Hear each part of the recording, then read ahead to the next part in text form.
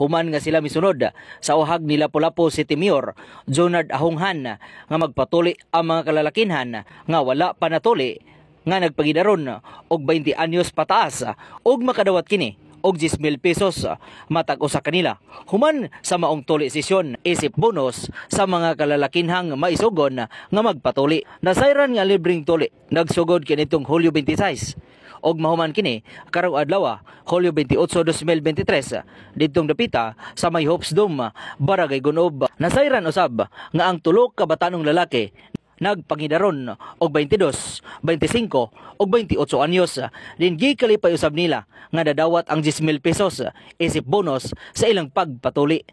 Dunay mga netizen nga may komento nga bahalag na late sa pagpatuli, importante na kakwarta og natuli pa.